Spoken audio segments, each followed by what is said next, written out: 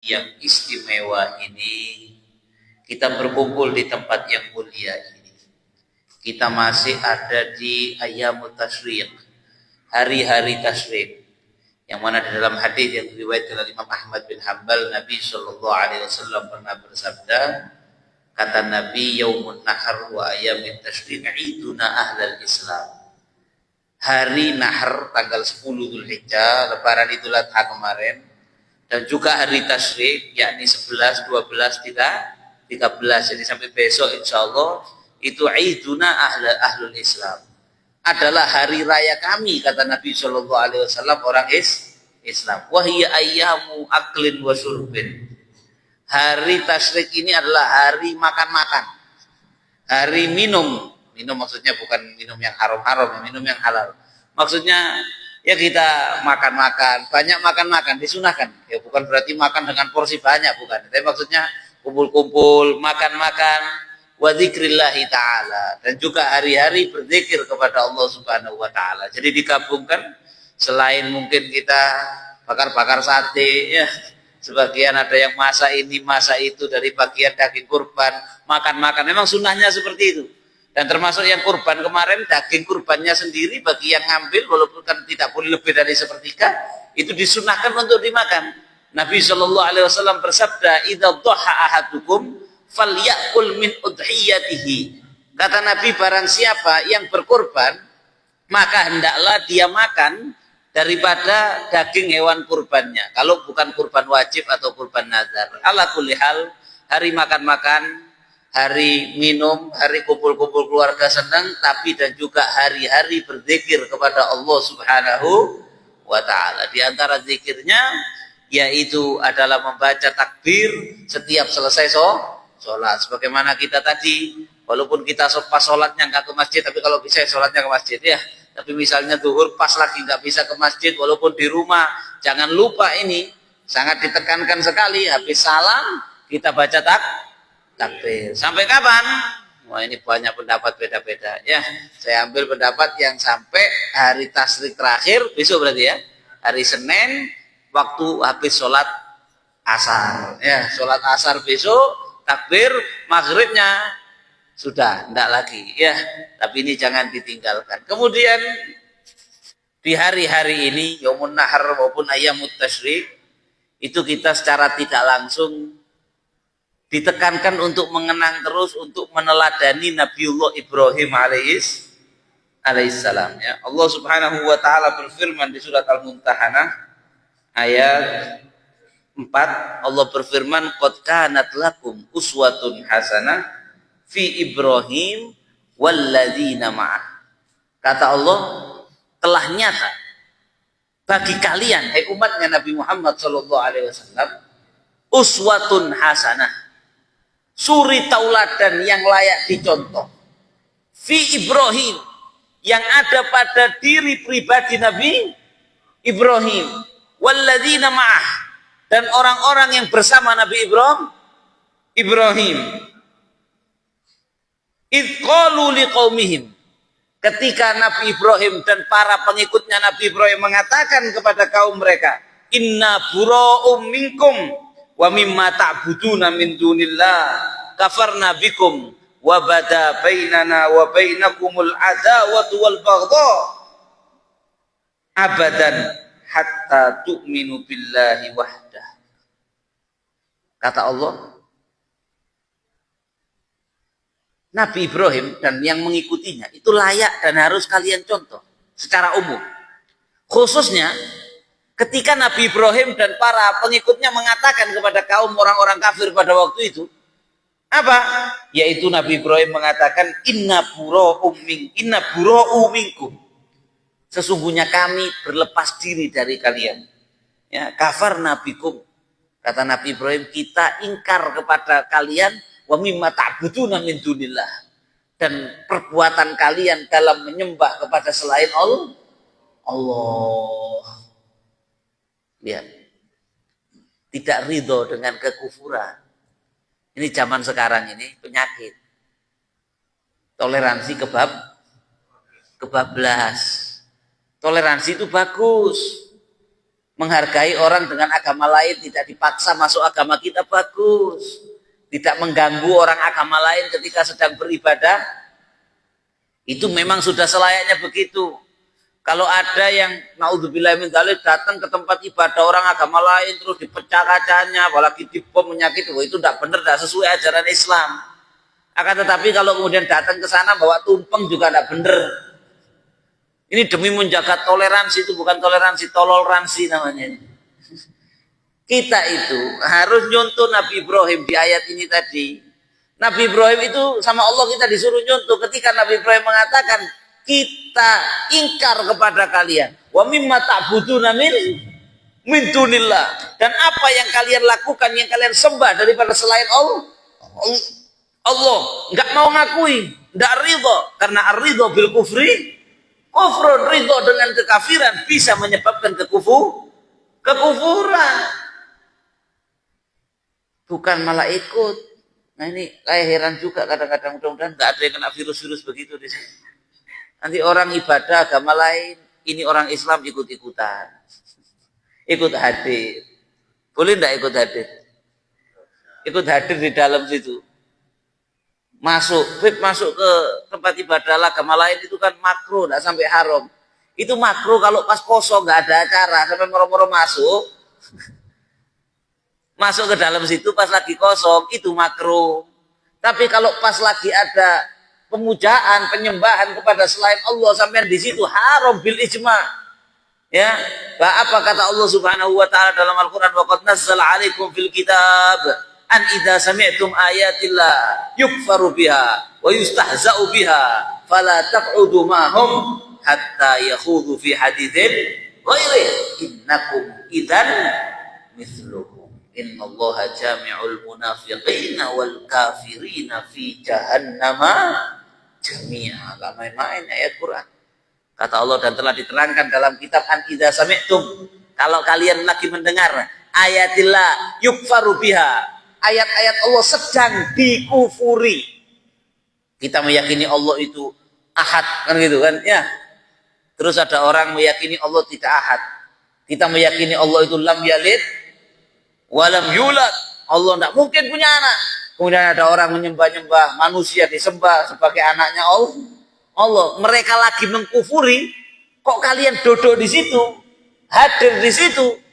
Maka kata Allah, kamu sama dengan mereka dan Allah akan kumpulkan orang munafik dan orang kafir fi jahannam jami'a. Ini ayat loh. Diancam mau dikumpulkan bareng sama orang-orang kafir itu di jahannam, neraka jahannam. Hatta yahudu fi haditsil ghairi. Cuma kata Allah, sampai kalau mereka itu lagi bahas yang lain, nggak apa-apa duduk sama mereka. Paham ya? Bukan berarti nggak boleh loh duduk sama orang non muslim. Boleh. Rapat RT ada non muslimnya, nggak ada masalah. Meeting bisnis atau mungkin ngobrol kan sepak bola. Gimana kemarin Indonesia lawan Cina, menang ya? Menang nih. Menang 1-0 ya? Menang 1-0, ngobrol sama orang non muslim. Dia keyakinannya menyembah kepada selain Allah. Tapi kita ngobrol tentang sepak bola. Kata Allah nggak apa-apa. Tapi kalau dia sedang memuja kepada selain Allah, la taqudu ma'hum. Kamu tidak boleh duduk sama mereka. Bahkan kata Nabi Ibrahim apa di sini? Wa bada bainana wa bainakumul adawah wal baghdha. Apa? Saya enggak lupa. Abadan ya. Dan selama-lamanya antara kita dan kalian, mohon maaf, yang menyembah kepada selain Allah, saya kalau disuruh bolowan teman-teman enggak bisa. Ada rasa apa namanya? Ada wal baghdha, tak terjemahkan ya. Ada wal baghdha, ada rasa saya tidak bisa betul-betul plek sama kalian, tidak bisa. Hatta tu'minu billahi wahdah. Saya baru bisa betul-betul plek, wakrab, nyantol sama kamu kalau kamu itu beriman kepada Allah satu-satunya Tuhan. Selama kamu masih nyembah kepada selain Allah, ya walaupun saya bisa sih ngobrol sama kamu bab-bab bola, tapi untuk akrab sekali, untuk jadi sahabat yang saling perhatian, yang begini tidak bisa. Kamu nggak ngakui Tuhan saya yo kurang klik sama kamu. Itu kata Nabi Ibrahim dalam Quran, dan Allah memerintahkan kita menjadikan itu uswatun hasanah, harus ditiru kata Allah. Tapi secara umum, Bapak-bapak yang dimuliakan, Bapak Ibu yang dimuliakan Allah, secara umum ayat ini juga suruh mencontoh Nabi Ibrahim secara keseluruhan, bukan dalam konteks ini saja. Secara keseluruhan agar kita mencontoh kehebatan Nabi Ibrahim, keimanan Nabi Ibrahim, ketakwaan Nabi Ibrahim. Di antaranya lagi, Nabi Ibrahim itu dulu cerdasnya luar biasa. Saya mungkin tidak tahu cerita yang masalah penyembelihan, mungkin kemarin khutbah sudah. Ya, saya ambil sisi yang lain. Nanti kalau ada waktu ya nggak apa-apa terakhir. Nabi Ibrahim itu cerdasnya luar biasa, super jenius. Sehingga beliau itu terkenal kalau debat, musuh debatnya itu tumbang dalam arti ujahnya tumbang. Sebentar saja nggak bisa jawab sama Nabi Ibrahim. Ya, makanya kalau di tiba itu kan ada. Qila huwa Ibrahim, qala Ibrahimu bihi taqumu hujjatuhu ala ubadil asnami wal kawakib. Ya, Nabi Ibrahim itu berkat Nabi Muhammad dikatakan di tiba itu sama Allah diberi kekuatan akal sehingga kalau debat para penyembah ubadil asnam, penyembah berhala, penyembah bintang gemintang itu sama Nabi Ibrahim kalau debat kalah semua. Di antaranya Namrud itu ditanya sama Nabi Ibrahim, apa hebatnya Tuhanmu? Namrud tanya ke Nabi Ibrahim. Kata Nabi Ibrahim, Tuhan saya itu yuhyi wa yumit. Tuhan saya bisa mematikan dan menghidupkan. Kata Namrud, saya juga bisa. Ngambil dua orang, ya jahatnya Namrud. Orang gak salah apa ini. Dua orang budaknya dibawa, satu dibunuh sama Namrud. Dia bilang, lihat, ini saya matikan, ini saya biarkan hidup. Ana uhyi wa umi. Ya, saya menghidupkan dan mematikan. Nabi Ibrahim santai aja, coba ini yang mati kamu hidupkan lagi. Kemudian bilang, Tuhan saya menerbitkan matahari dari timur, menenggelamkannya di barat. Bisa kamu melakukan? Langsung gak iso ngomong Namrud. Ala kulli hal, Nabi Ibrahim cerdas. Sampai ada satu waktu Nabi Ibrahim debat sama orang kafir. Ditanya gini, kamu meyakini Tuhanmu itu bisa hidupkan yang mati, wahai Ibrahim? Padahal orang itu kalau mati organnya rusak. Apalagi dikubur lama. Ibarat kalau sekarang jantungnya ya hancur, ginjalnya hancur, lambungnya hancur. Nah orang nggak ada jantung kan nggak bisa hidup. Gimana Tuhanmu itu caranya bisa menghidupkan sesuatu yang sudah hancur ini? Secara logika gak masuk. Itu Nabi Ibrahim gak bisa jawab. Gak bisa jawab Nabi Ibrahim. Secara akal diputer-puter sama Nabi Ibrahim. Iya gimana ya? Tapi Nabi Ibrahim diam. Nabi Ibrahim mengatakan, wa idh qala Ibrahimu rabbi arini kaifa tuhyil mauta. Akhirnya Nabi Ibrahim diceritakan di Quran. Nabi Ibrahim mengatakan kepada Allah, ya Allah, arini, tunjukkan kepada saya ya Allah. Kaifa tuhyil mauta. Bagaimana caranya ya Allah engkau menghidupkan sesuatu yang mati. Qala awalam tu'min. Kata Allah, wah Ibrahim, tidak percaya kamu. Tidak beriman kamu wah Ibrahim kalau saya itu bisa menghidupkan yang mati. Qala bala walakin liyatma'inna qalbi. Saya percaya ya Allah. Iman saya kalau engkau bisa menghidupkan yang mati. Walakin liyatma'inna qalbi. Akan tetapi untuk membuat hati saya tenang, marem, penasaran saya. Karena orang cerdas itu penasaran. Makanya kalau sekarang itu kadang orang pinter, kalau cerdas, kalau nggak diimbangi iman, keblinger. Semua harus terbukti secara empirik. Nah, kalau tidak terbukti secara empirik, maka itu masih subjektif. Kalau masih subjektif, masih banyak nggak benernya. Jadi nanti Allah mau dibuktikan secara empirik, ya tak ketemu. Ya, hal-hal yang gaib di agama, jin, nggak percaya sama jin karena tidak bisa dibuktikan secara empirik. Waduh, kalau yang nggak masuk akal ditolak. Padahal apa kata Allah? Alif lam mim zalikal kitabul la raiba fihi hudal lil muttaqin. Orang bertakwa itu kata Allah jangan yu'minuna bil ghaibi. Orang bertakwa itu yang bakal masuk surga dijanjikan orang yang sukses, orang yang berhasil di akhirat, dia iman kepada yang gaib walaupun tidak bisa dibuktikan di dunia secara empirik. Ini Nabi Ibrahim ini juga ingin membuktikan. Akhirnya sama Allah dibilang, ya udah, saya percaya ya Allah. Kata Nabi, saya percaya engkau bisa menghidupkan yang mati. Cuman prosesnya gimana biar tenang hati saya? Ya udah kata Allah di Quran ini ya. Oke Ibrahim, khud arba'atan minat tayr. Sama Allah disuruh ngambil 4 burung. Jenisnya beda-beda. Kalau kita baca tafsir ada nama-nama burungnya saya lupa. Ya, yang jelas bukan perit kaji bukan. Ya. Itu perit kaji itu enggak tahu dulu hajinya furoda apa. ONH plus. Nabi Ibrahim suruh ngambil burung 4 jenisnya beda-beda. Warna bulunya beda, ukuran burungnya beda. Wis ini bukan saya contoh aja misalnya 1 burung merpati, satunya lagi burung gagak misalnya ya, satu lagi ini tapi enggak ayatnya enggak ada loh ya, burung ini contoh tok ini ya. Satu lagi burung beo, satunya lagi burung apa? Murai batu. Burung hantu. Burung hantu. Wis. Beda-beda. Fasurhunna ilaika. Ditangkap sama Nabi Ibrahim. Kalau saya takon nangkep ya apa dipulut apa ya wis karo. Pokok ditangkap. Setelah ditangkap sama Allah disuruh nyembelih. Sembelih. Merpati disembelih, seret. Burung gagak disembelih, seret. Burung hantu.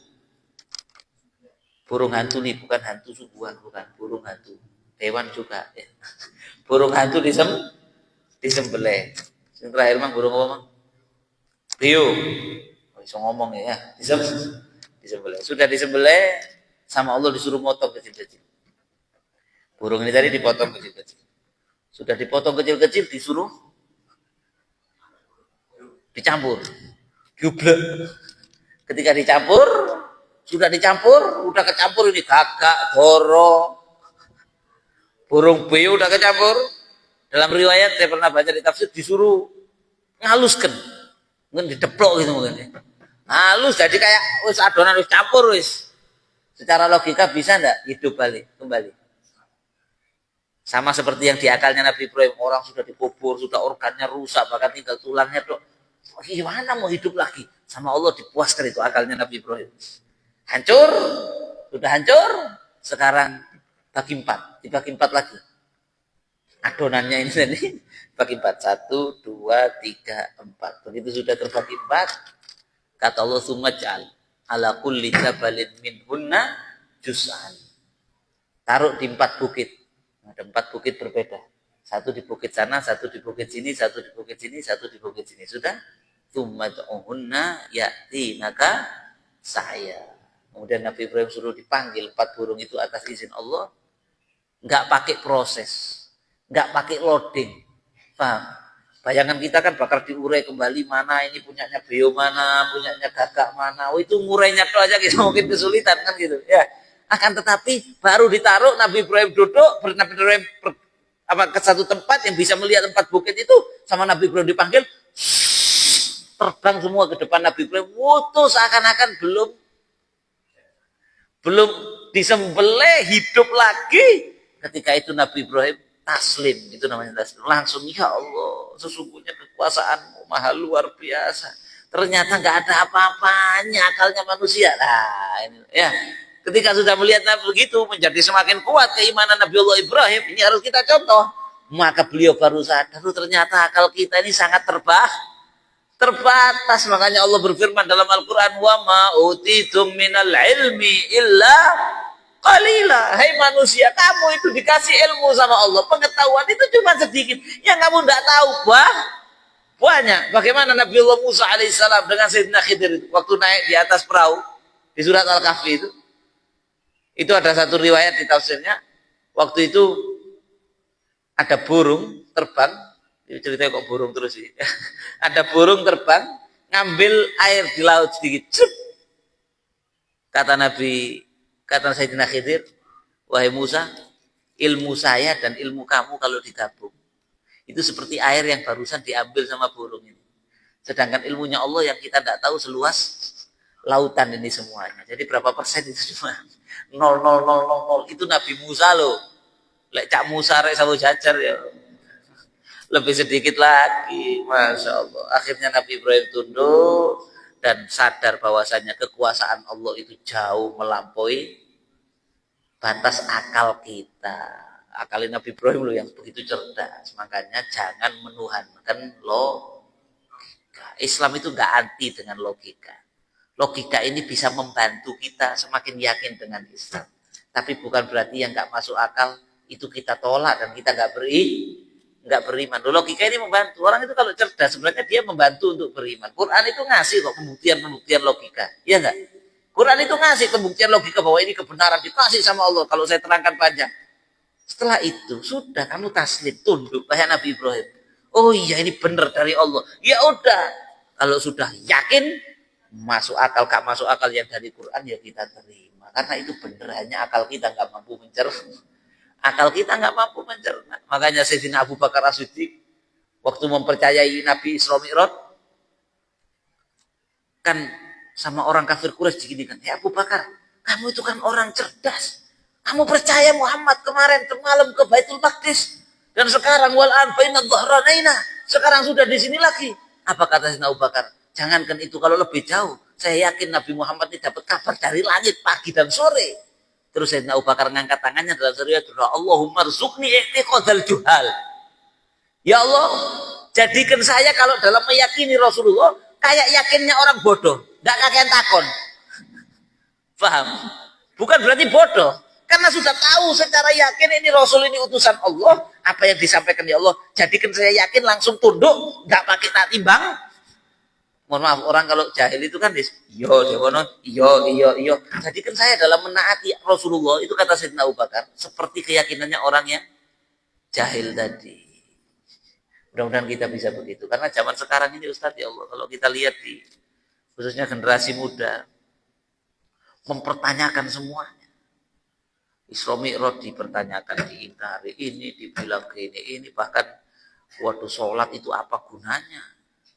Cuma mungkruk apa gunanya? Jangan-jangan kita itu nggak harus ritual seperti itu. Yang penting baik sama orang. Waduh dipuwekir dewe ya.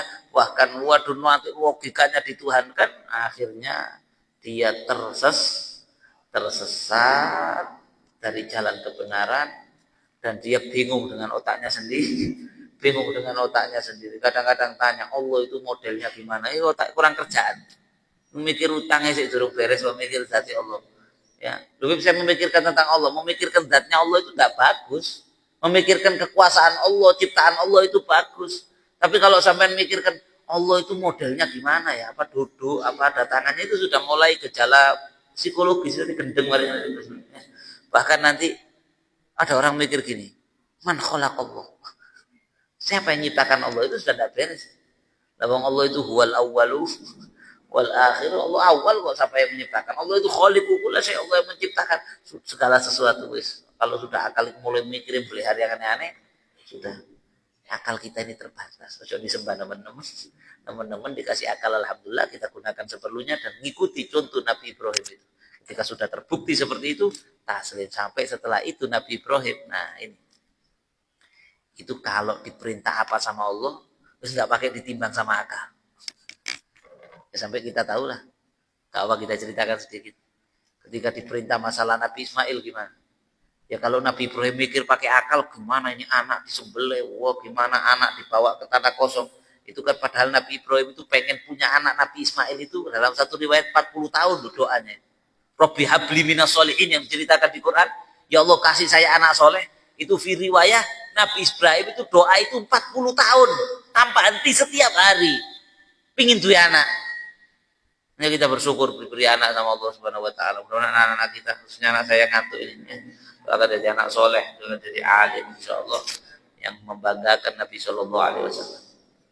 Apa namanya? 40 tahun.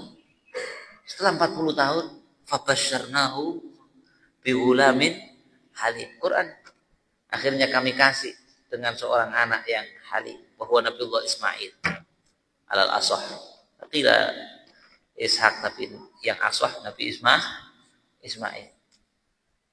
Sudah baru lahir, ini saya ambil satu riwayat. Nanti jangan dipertentangkan sama ya mau, tapi sini insya Allah yang benar. Nanti ada, ini ceritanya enggak gitu di kitab ini. Ya memang kan ada beberapa versi. Ya kurang lebih tapi ceritanya kayak gitu. Nabi Ismail baru lahir, sama Allah diperintahkan Nabi Ibrahim membawa ke satu tempat namanya Wadi Bakkah. Ini secara penting. Wadi Bakkah. Yang Nabi Ibrahim sendiri nggak pernah ke Wadi Bakkah itu. Baru lahir ini. Anak diminta selama 40 tahun. Disuruh bawa perjalanan. Zaman dulu perjalanan nggak kayak sekarang. Dan jauh ini ribuan kilometer. Mungkin kalau pakai akal itu bisanya gini loh, ya Allah ya jangan lah, ini anak si bayi, nanti kalau di jalan kenapa-napa bagaimana? Nanti kalau di padang pasir ada apa-apa, nggak ada dokter nanti di sana bagaimana? Jangan sekarang, ya Allah ini baru lahir, ini saya menunggunya 40 tahun. Tapi karena Nabi Ibrahim itu sama Allah, ini yang disuruh contoh kita. Ketaatan, ketundukannya kepada Allah luar biasa. Nabi Ibrahim tanpa pikir, siap-siap berangkat. Dan nggak tahu jalan, maksudnya nggak tahu tempat, tapi sama ada malaikat yang membimbing jalan. Ya kayak GPS gitu. Sampai di satu tempat namanya Wadi Bakkah, bukit-bukit itu. Wadi itu lembah di bawahnya. Nabi Ibrahim sampai di atas bukitnya, kaget. Bahasa Inggrisnya terkerja ya. Kaget. Kenapa? Karena Bakkah itu ternyata nggak ada kehidupan. Ghairi dzar'in. Nggak ada kehidupan. Bahkan pohon nggak ada, rumput nggak ada. Apalagi bantainya nggak ada di sana. Rumput nggak ada, air nggak ada, pasir dan kerikil. Bukan pasir yang halus, pasir yang kasar. Mekah itu kan teksturnya bukan padang pasir yang halus kayak Sahara, enggak, dia kayak berbatu-batu gitu. Nabi Ibrahim lihat, kok diperintah ke sini sama Allah, nggak bisa hidup orang di sini. Tapi karena itu perintah Allah, turun dari atas bukit, turun. Belum ada Ka'bah. Belum ada, yaitu Mekah itu yang sekarang jadi kota Mekah yang teman-teman kita lagi haji ke sana, yang mudah-mudahan kita nanti semua yang belum haji bisa menunaikan ibadah haji. Ini juga asal usul daripada manasik haji ini ya berkaitan dengan Nabiullah Ibrahim alaihissalam. Turun, nyampe di bawah, kita bisa membayangkan ya suasana hatinya. Ini mau pokok pingin 40 tahun ini sederhana. Turun nyampe di bawah sama Allah dikasih perintah yang lebih berat lagi. Oke, Wahai Ibrahim, sekarang kamu pulang. Tinggal dengan anak bojomu di sini. Nah, itu kalau saya mungkin tidak kuat. Tapi Nabi Ibrahim itu keimanannya sama Allah, disuruh nyontoh ketakwaannya, ketaatannya kepada Allah. Itu Nabi Ibrahim begitu diperintah itu langsung gini, langsung jalan. Tidak pakai ngomong. Tidak ngomong ke istrinya. Mungkin ya gak mentolo mungkin. Ya, gak tega. Jadi Nabi Ibrahim itu langsung jalan gitu. Siti Hajar itu ditinggal ngejar. Ya wajar lah ditinggal di tempat padang pasir tandus, gak ada kehidupan, ngejar gini. Nabi Ibrahim itu jalan cepat. Nabi Siti Hajar ngejar dari belakang sampai satu titik. Siti Hajar itu tanya, Allah alladzi amaraka bihadza, wahai suamiku, apakah Allah yang memerintahkan kamu atas hal ini? Nabi Ibrahim menganggukkan kepala tanpa noleh. Ada yang bilang, kata para ulama, Nabi Ibrahim tidak noleh karena kalau noleh lihat anaknya sama istrinya nanti hatinya jadi lemah, tidak mampu menunaikan perintah Allah. Tidak noleh Nabi Ibrahim. Nabi Ibrahim nunduk gini, ngangguk, fatabas samat. Ini loh yang berat. Ibu-ibu nyuntuh Siti Hajar. Senyum Siti Hajar sambil mengatakan, idzan la yudayyi'anullah. Ini namanya yakin. Yakin tawakalnya sama Allah kuat Siti Hajar. Bilang apa? Oh, kalau diperintah Allah, tidak apa-apa. Allah tidak akan menyia-nyiakan kita. Ibu, kadang-kadang ini saya ditinggal bojone lunga ya. Ojo suwe lho, Pak. Kalau sampean gak mulih sapa sing belanjani aku lho. Aku lek ana bojoku iki gak mangan lho. Itu namanya ndak yakin sama Allah. Ya Bapak wajib belanjani. Ada satu cerita lain, ada orang istri solihah, suaminya pergi, tetangganya komentar, mudah-mudahan aja ya suami itu nggak lama-lama kembali. Kalau lama-lama kembali gimana makan kamu? Akhirnya perempuan ini bilang sama tetangganya, suami saya itu rozak atau akilur rizki. Suami saya itu zat yang pemberi rezeki atau hanya makan rezeki suami saya? Ya makan rezeki. Ya udah, yang pergi cuma suami saya yang makan rezeki. Rozak maujud. Yang maha pemberi rezeki tetap ada. Nanti ada saja caranya Allah ngasih saya rezeki. Siti Hajar juga begitu. Oh kalau ini perintah Allah. Tidak mungkin disia-siakan kita. Tidak mungkin dibiarkan mati kelaparan kehausan di sini. Berangkat wahai suamiku. Ngono bojo. Nabi Ibrahim berangkat. Naik atas bukit mendaki. Makanya kita itu harus kuat mendaki. Nabi-nabi mendaki. Nabi Muhammad daki gunung Jabal Nur, Gua Hira, Jabal Sur. Gua Sur itu tinggi. Gua Sur itu 3 jam. Saya pernah, alhamdulillah, mudah-mudahan kita bisa balik ke sana lagi. Kalau Gua Sur itu saya jalan sama istirahat itu saya hitung itu hampir 3 jam baru sampai di atas PP 6 jam. Kalau Gua Hira nggak sampai 40 menit sudah sampai. Naik Nabi Ibrahim sampai di atas gunung baru noleh ke belakang, dilihat pasir lembahnya itu. Lembah itu jadi kayak mangkok gitu ya, dikelilingi bukit bulat, bawahnya itu. Makanya kalau jenengan umroh atau haji kan sama lihat Mekah itu dikelilingi bukit-bukit. Walaupun sekarang sudah banyak yang dihancurkan bukitnya, kayak hotel-hotel semua. Dihancurkan bukit-bukit itu, dibangun-bangun, tapi masih ada sisa-sisanya. Makanya kadang kalau dari Masjidil Haram kan jalan ke sini nanjak, ya, jalannya nanjak, ya, sudah. Noleh Nabi Ibrahim dilihat anak sama istrinya itu sudah kayak satu titik di tengah-tengah padang pasir, satu titik hitam. Di situ Nabi Ibrahim doa, diabadikan sama Allah di Quran doanya.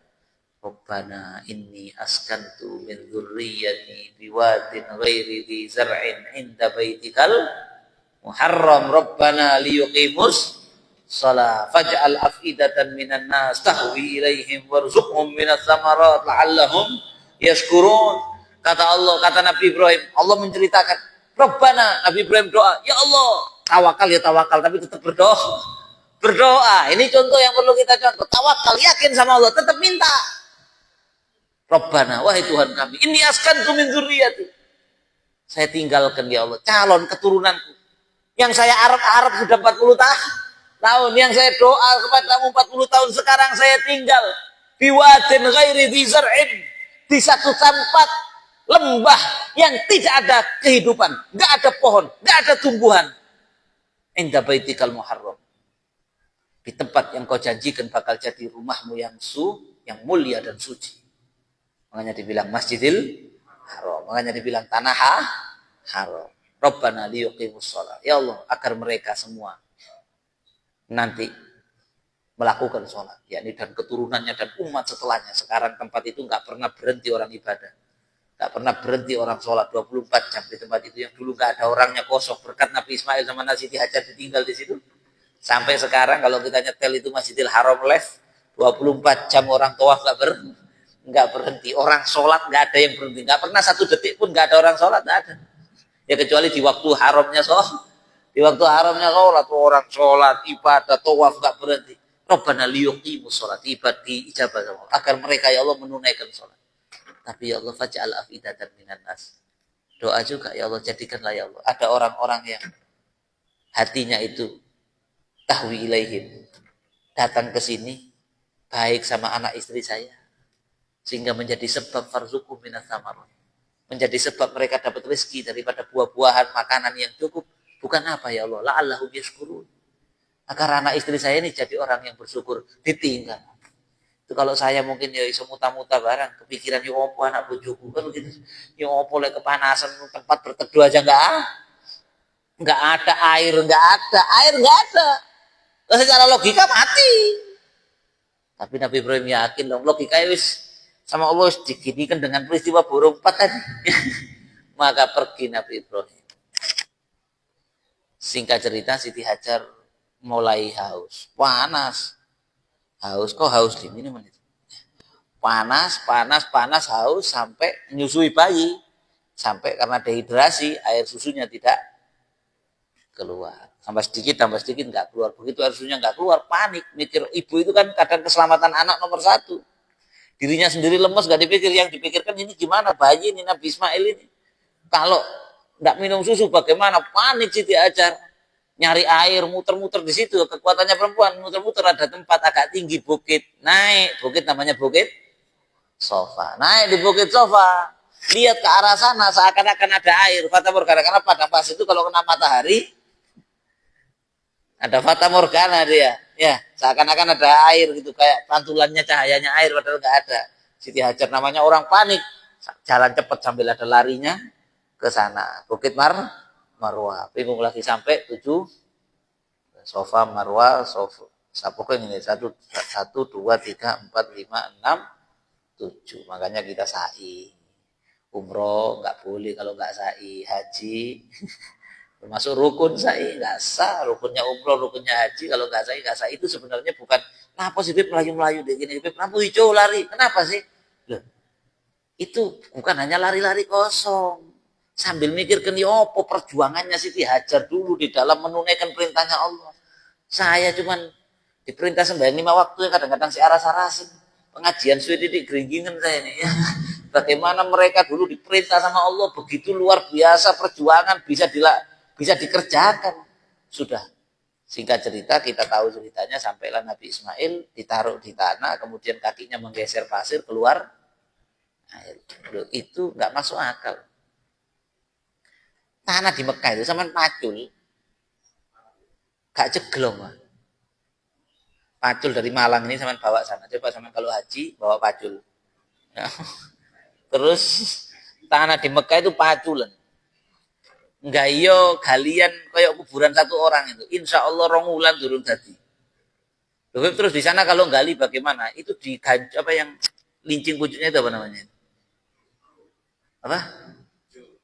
Ginju ya. Yang kayak pacul tapi yang lincip itu. Jadi orang di sana itu dipukuli dulu, dihancurkan baru diserok. Enggak kayak tanah kita di sini. Kita kan enak di sini. Pacul jelek ya. Nah, apalagi kaki bayi. Mana mungkin bisa gali apalagi sampai keluar mata air. Ya ini lagi-lagi di luar loh.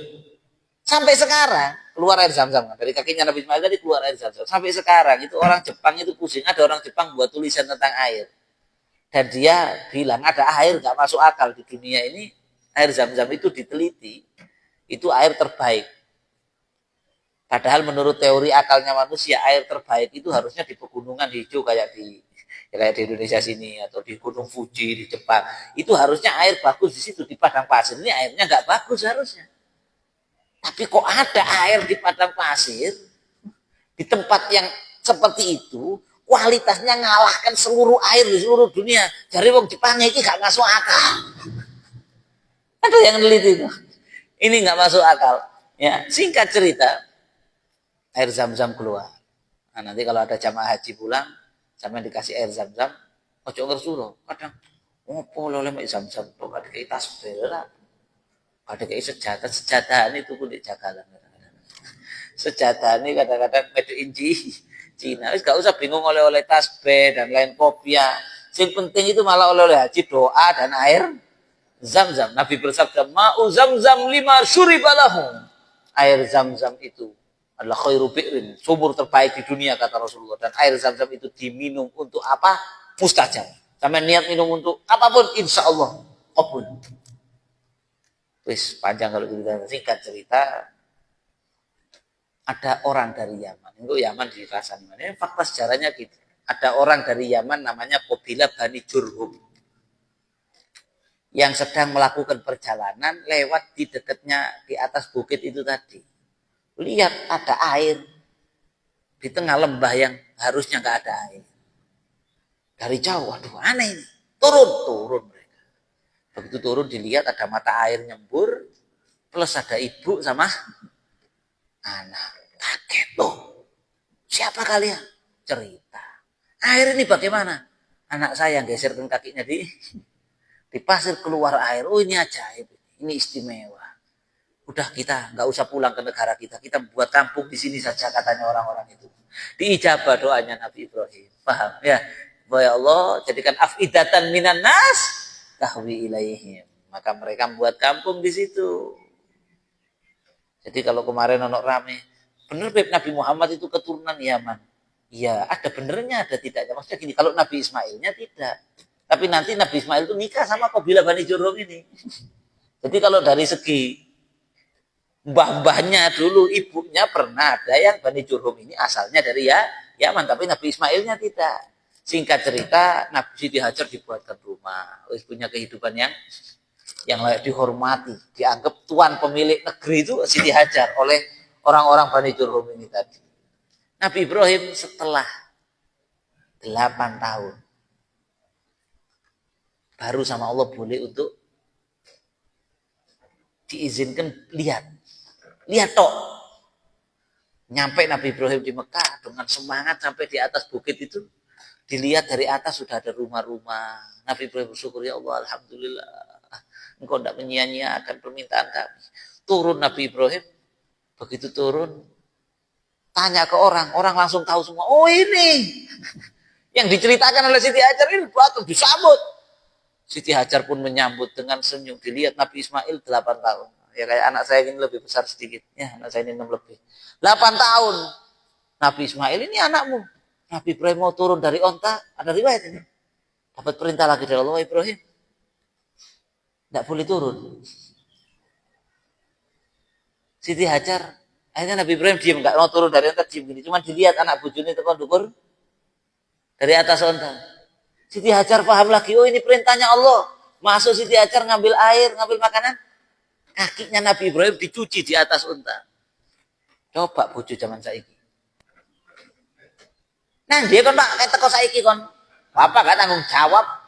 Ulung tahun, wis awak biar ditinggal iki aku sampai melayu-melayu untung ana wong-wong iki teko sampean iku ya apa Pak, saiki ulung tahun teko-teko gak gelem mudhun barang mesisan aja gak niat teko gak usah teko. Gak koyo Siti Hajar ya.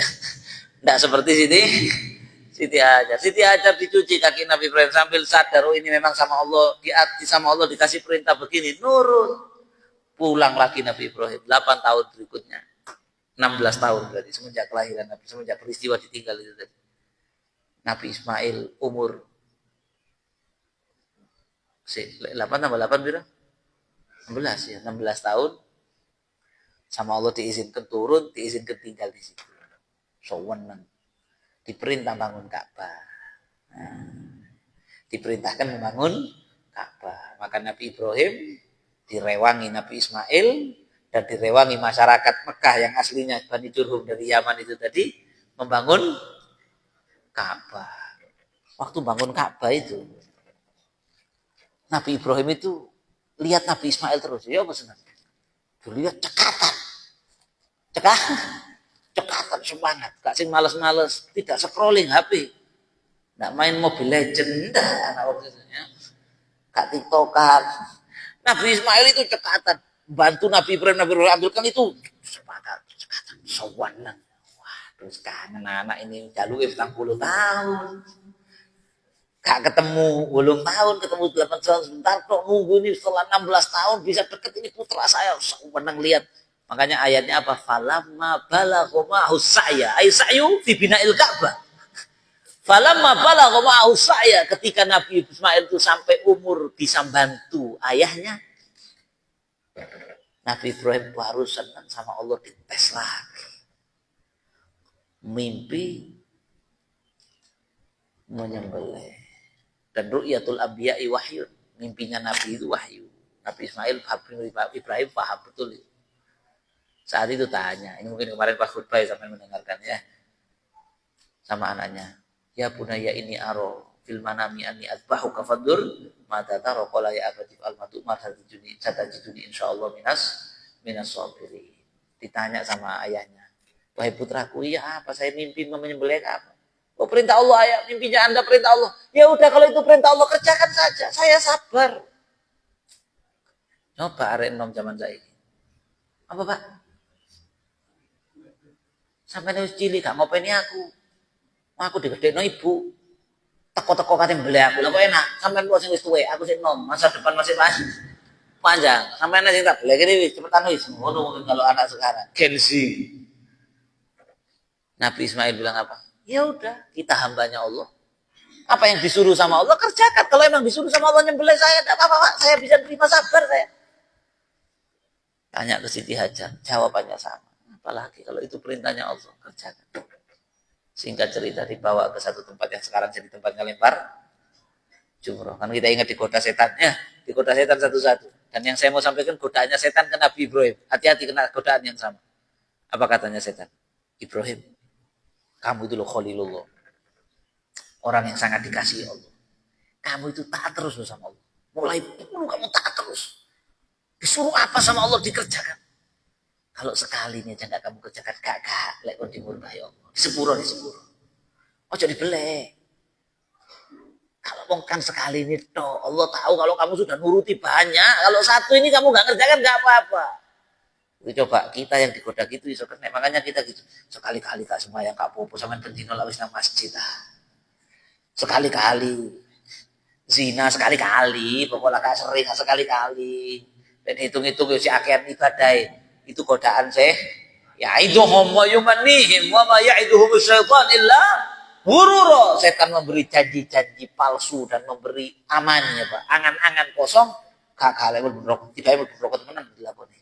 Tapi Nabi Ibrahim ambil batu dilempar. Nabi Ismail digoda panjang sampai singkat cerita Nabi Ibrahim dalam satu riwayat membaringkan Nabi Ismail disembelih dalam keadaan Nabi Ibrahim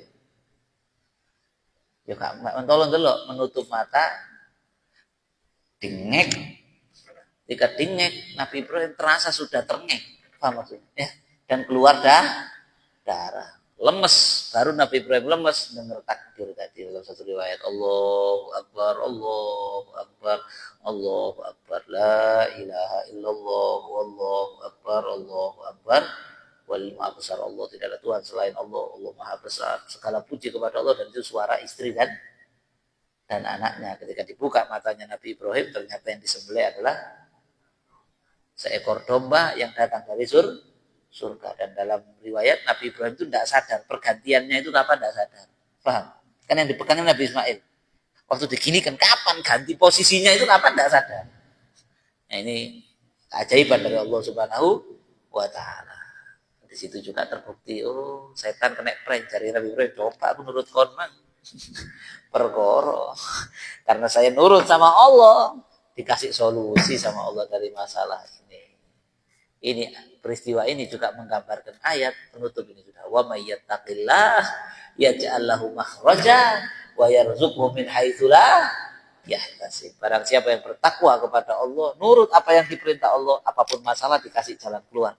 Jadi ini gimana anak saya mati, dikasih jalan keluar, wa yarzuqhu min haitsu la yahtasib. Dapat rezeki yang enggak disangka-sangka, itu dapat domba gratis dari surga, berkah bertakwa. Maka kalau kita pengen masalah-masalah hidup kita selalu dapat solusi, rezeki ada saja dari yang tidak disangka-sangka, kuncinya takwa Allah, bertakwa. Nyuntun Nabi Ibrahim, karena itu juga kita dianjurkan kurban.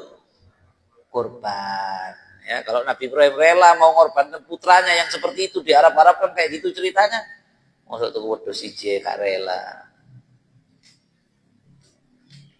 Saya kemarin beli areng sama Sujen, ngenteni bagian daging, ya gak apa-apa, lek gak duit, lek ini gak ada uangnya ya gak usah maksa.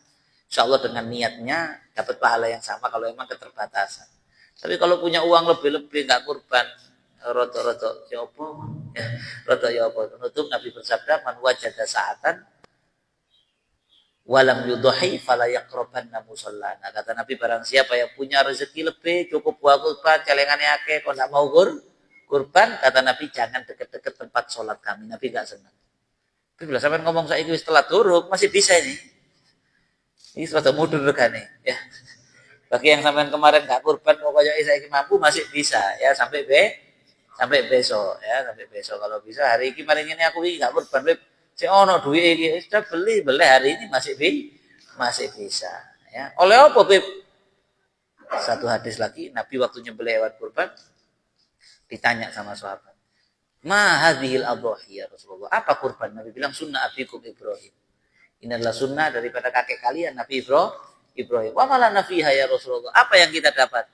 Nabi mengatakan, bikulli sya'ratin hasanah, setiap satu bulu hewan itu satu pahala. Bayangkan wedhus itu satu ekor itu bulunya piro, ya gak iso ngitung. Mudah-mudahan bermanfaat. Wah ini agak over karena cerita yo. Jadi sampai hampir 50 menit. Kalau terlalu lama sampai keringingan tadi, saya mohon maaf yang sebesar-besarnya. Ya, ada kalimat yang kurang berkenan, saya mohon maaf. Hadza wal afu minkum. Wassalamualaikum warahmatullahi wabarakatuh.